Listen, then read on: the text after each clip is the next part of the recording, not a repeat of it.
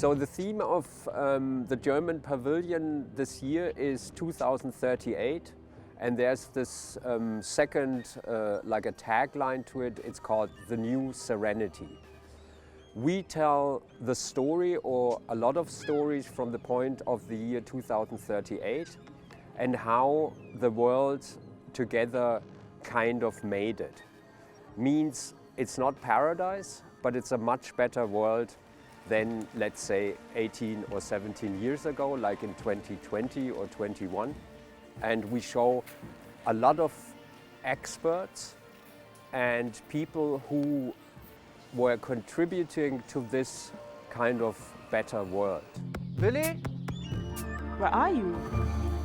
Many architects, but also philosophers, people who work in data, people who work in politics, but they all kind of say, this was my part or our part to this kind of new serenity.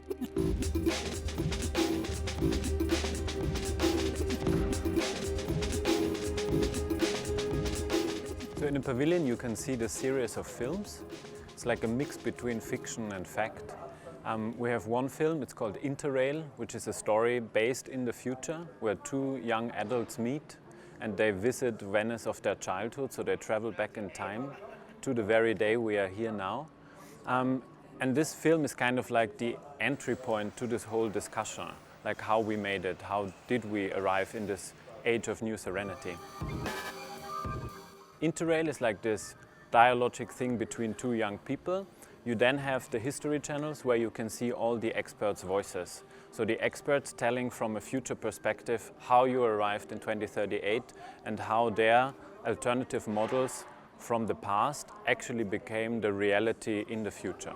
My eye once told me that in all forms of society, people always settle at about the level of happiness. In stories, there's always a crisis happening that kind of leads to a new consciousness of people.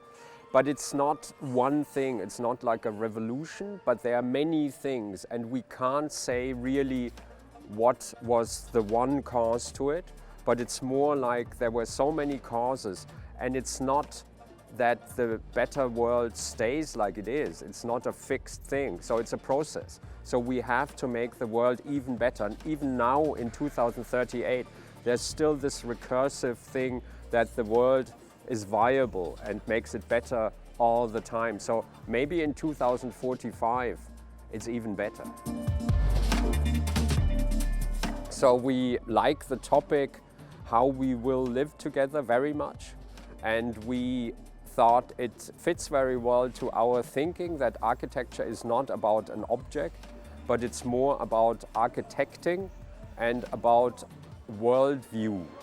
And that architecture is not only about buildings, but it's about how we coexist.